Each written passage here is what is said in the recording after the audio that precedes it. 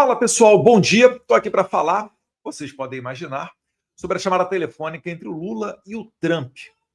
Eu estou vendo gente da direita, às vezes, caindo em narrativa da grande imprensa, gente que a todo momento diz agora acabou, Eduardo Bolsonaro e Paulo Figueiredo já eram, igual foi na Assembleia Geral das Nações Unidas, quando o Trump fez um elogio ao Lula e depois, na verdade, encurralou o Lula para encontrá-lo e acabou resultando agora estarmos nesse primeiro ponto de contato. Eu vou falar sobre isso, mas de cara já posso dizer para vocês, há motivos para comemorar.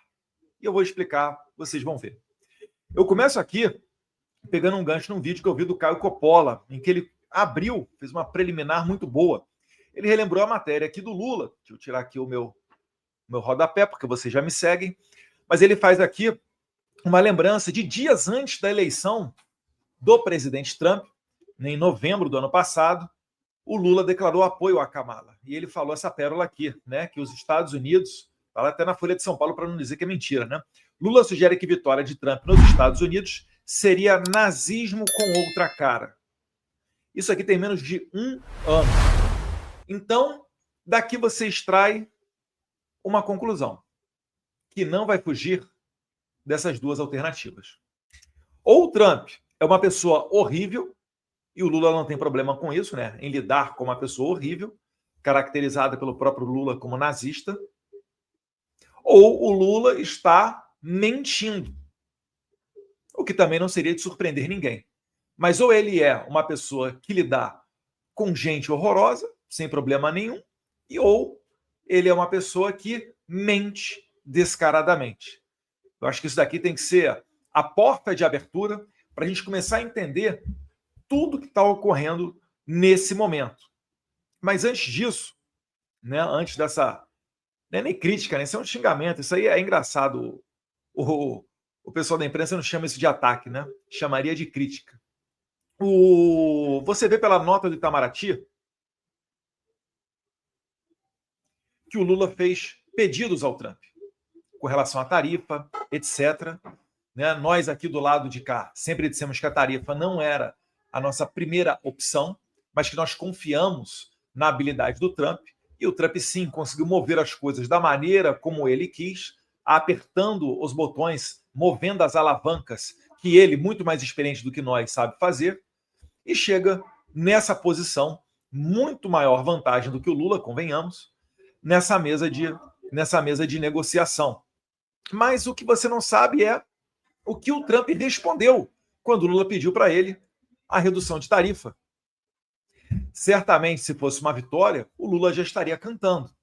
Mas, ao contrário disso, o que a imprensa fala? A grande imprensa já vem falando, Eduardo, teve uma chamada telefônica. Será então que o Trump pode tirar as sanções, inclusive individuais, que foram implementadas recentemente, né, impostas contra autoridades brasileiras? Então, olha só o nível do devaneio.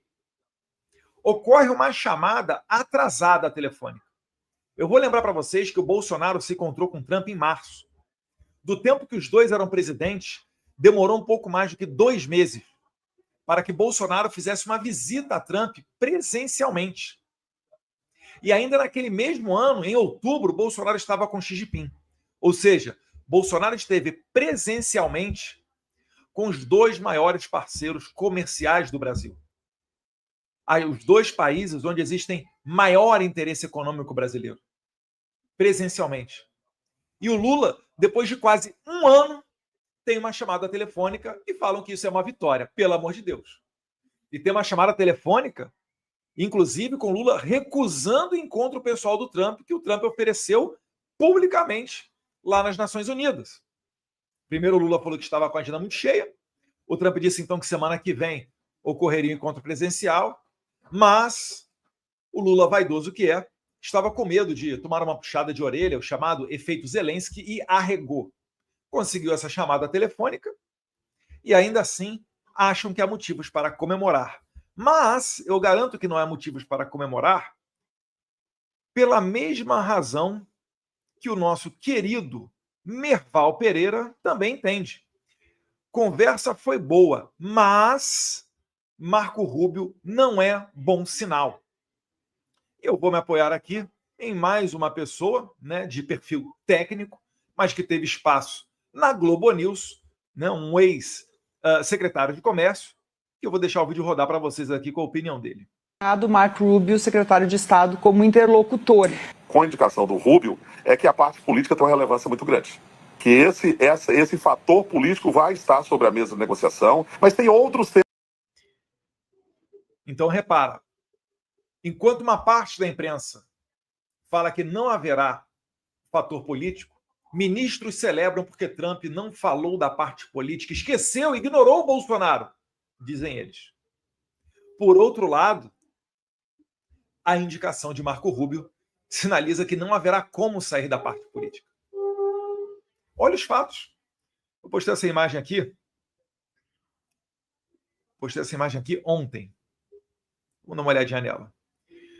Quem foram os escalados para tratar das questões comerciais com a União Europeia? Está ali, ó. Estados Unidos, representante comercial Jamieson Greer. Para a China, né, você tem ali o Scott Bessent, com certeza também, tomando conta dessa negociação, o chefe comercial do Trump, o Greer de novo. E lá embaixo, no subtítulo, você também tem a presença do Scott Bessent, que é o 01, secretário do Tesouro norte-americano. E para o Brasil, ou seja, União Europeia, China, perfis comerciais, né, técnicos. E para o Brasil, um perfil político, que a própria imprensa chama de o mais ideológico de todos, com Marco Rubio. E aí eu tenho que dizer para você que é verdade. Eu, particularmente, compartilho muito da visão de mundo do Rubio. Ao contrário do que a Sadi colocou no artigo dela, o Rubio, ele não é o meu interlocutor. Quem dera eu, esse simples brasileiro, ter um secretário de Estado norte-americano sendo meu interlocutor. Olha, é um devaneio sem precedente na história da imprensa. Quando eles me jogam lá para cima, é só para depois me puxar mais forte para baixo. Mas eu sei lidar com isso. Eu estou ok com isso. E é por isso que eu posso vir aqui a público dizer, olha, o Rubio não é o meu interlocutor, ele não trabalha para mim.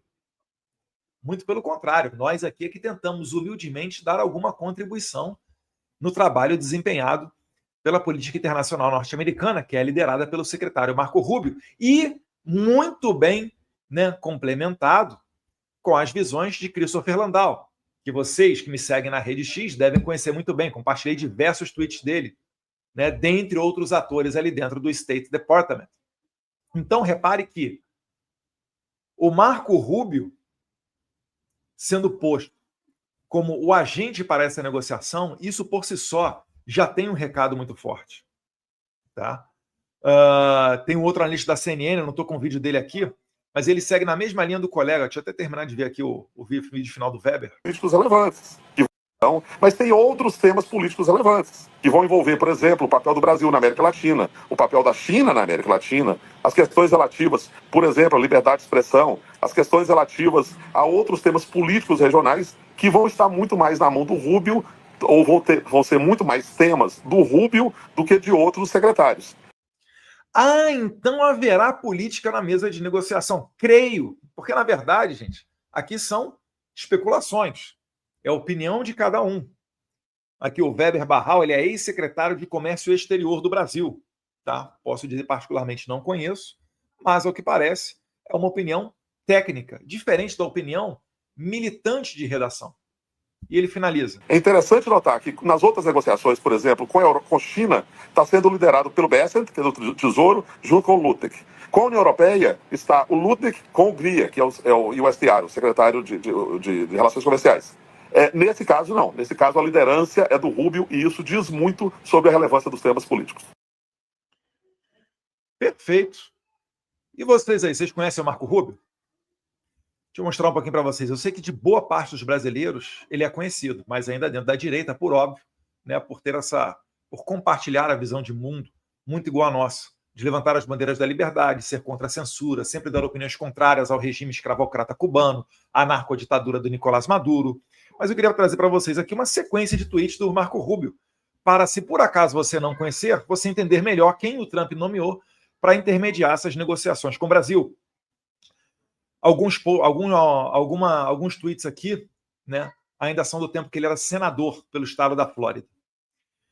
Os Estados Unidos estão sancionando uma rede-chave de apoio ao violador de direitos humanos Alexandre de Moraes, incluindo sua esposa e a holding deles, o Instituto Lex. Que isto sirva de aviso a quem ameaça os interesses dos Estados Unidos, protegendo e respaldando atores estrangeiros como Moraes. Vocês serão responsabilizados. E aí, será que o Merval Pereira tem ou não tem razão para estar preocupado? As perseguições políticas conduzidas pelo sancionado violador de direitos humanos, então ele faz questão de deixar público, né, o secretário de Estado norte-americano, que o Moraes é um sancionado violador de direitos humanos. As perseguições políticas do Alexandre de Moraes continuam, uma vez que ele e outros membros do STF do Brasil decidiram injustamente pela prisão do ex-presidente Jair Bolsonaro. Os Estados Unidos responderão adequadamente a essa caça às bruxas. Se o adequadamente tiver que passar por massagear o ego do Lula para que seja aberto esse canal de diálogo, o Trump é uma pessoa que pensa America First, o interesse dos americanos em primeiro lugar, ao contrário do Lula, que se recusa no primeiro momento a se encontrar com a maior potência econômica mundial por conta da sua vaidade. Mas não para por aí não, tem mais tweet aqui do Rubio. Opa.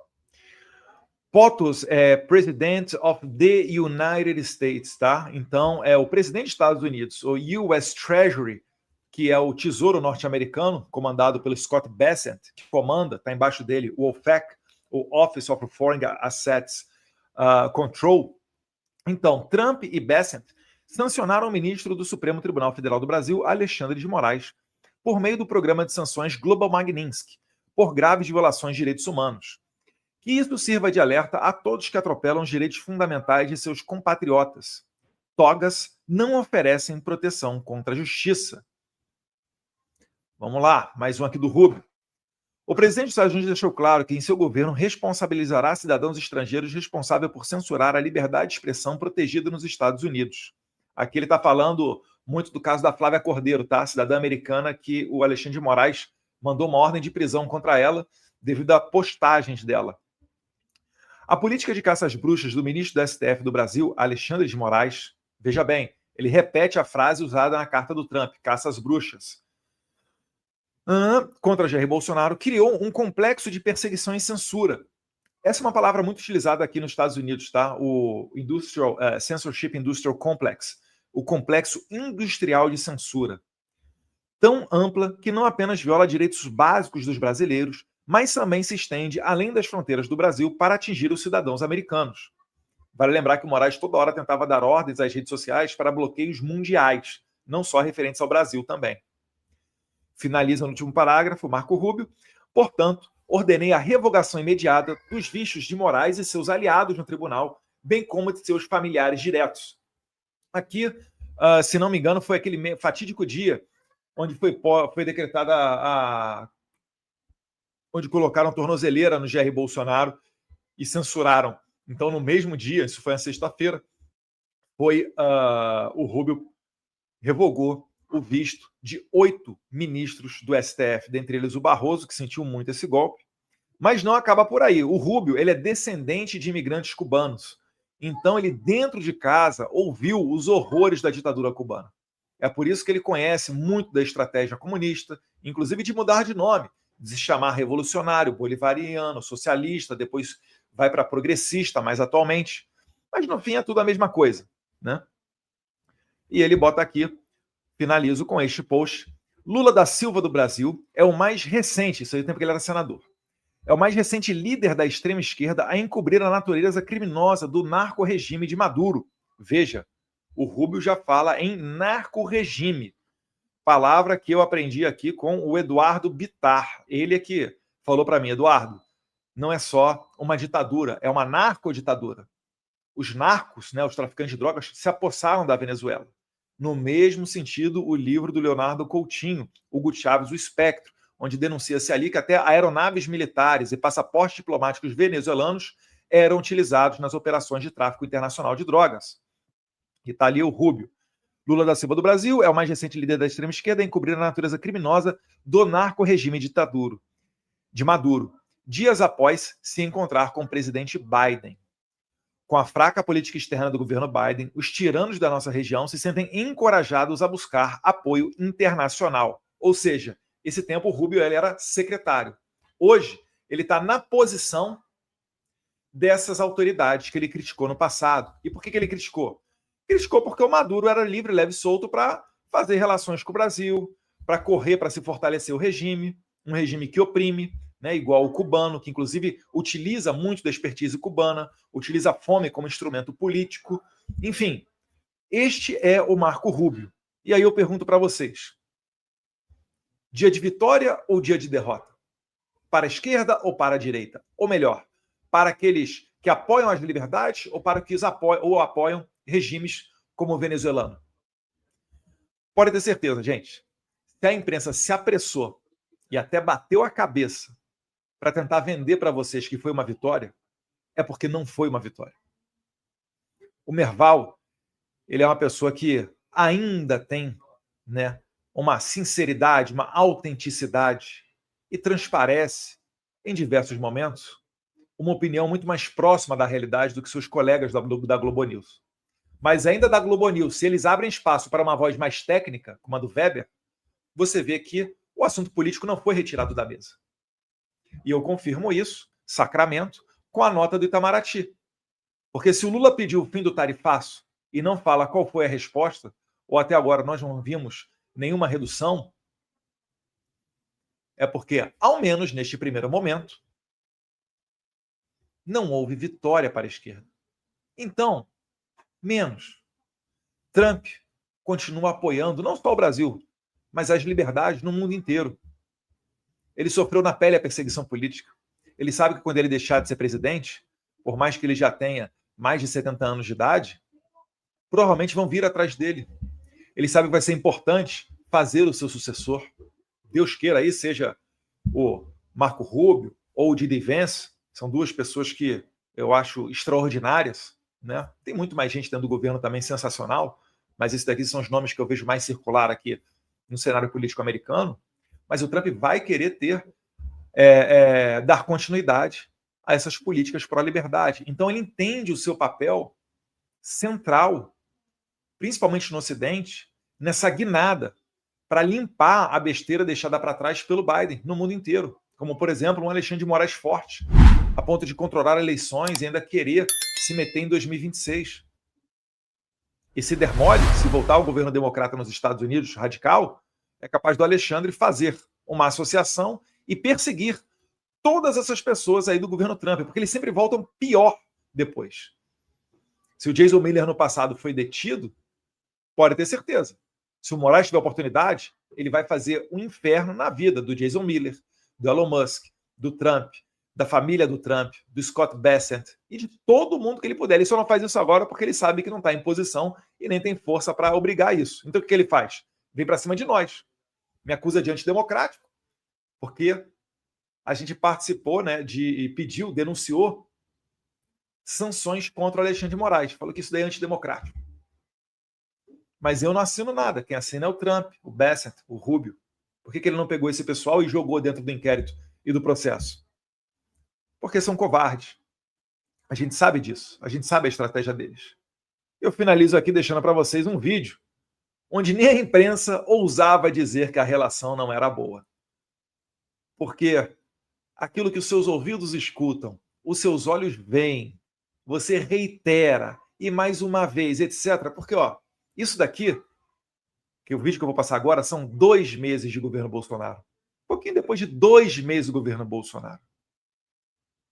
A gente vai ver aqui o Trump ao lado do Bolsonaro, na Casa Branca, sem medo de tomar esporro, porque é uma pessoa que tem a conduta ilibada, é a pessoa que tem uma conduta correta, por isso que faz tudo na frente das câmeras, é a mesma pessoa na frente e atrás dos holofotes, e ainda sobrou até, humildemente, para o filho.